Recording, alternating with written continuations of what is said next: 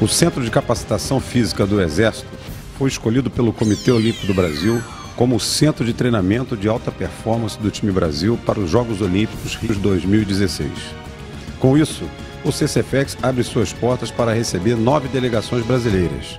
Os atletas e a equipe técnica irão dispor de instalações e equipamentos que proporcionam treinos de alto nível, além da parte médica, hospedagem e alimentação. Foram adaptadas e construídas algumas instalações. Um exemplo é o estande que foi construído especialmente para a modalidade de tiro com arco, visando o aperfeiçoamento dos atletas para os Jogos. Essa equipe encontra-se treinando conosco desde janeiro deste ano. As equipes de vôlei de praia e vela têm o seu espaço reservado na Maruja e Praia de Dentro.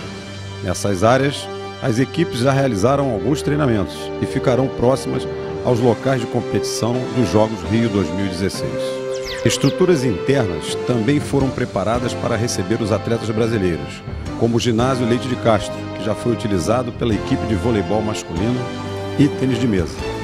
Outra instalação que foi adaptada para atender as diversas modalidades esportivas foi o Complexo Silvio de Magalhães Padilha, com o ginásio Ling, a sala de lutas, o anexo, o lounge e o auditório Marechal Newton Cavalcante.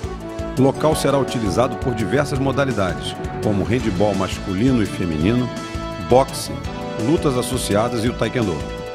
Além dos espaços para treinamento, o Setup Brasil possui diversos laboratórios que ajudam os atletas no aperfeiçoamento técnico, uma seção de saúde para atendimento médico e exames laboratoriais e uma sala de fisioterapia. Assim, os atletas podem obter melhor performance nos treinos, aperfeiçoar suas habilidades e ter uma excelente recuperação. Outra estrutura de apoio aos atletas que treinarão no CCFEX é a sala de musculação.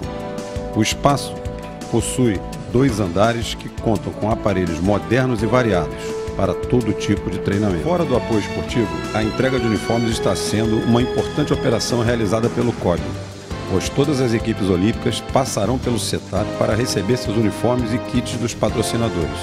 Além disso, serão entregues aos atletas que irão participar da solenidade de abertura dos Jogos no Maracanã os uniformes de desfile. Além da preparação técnica e física, os atletas precisam de espaço para repouso e alimentação.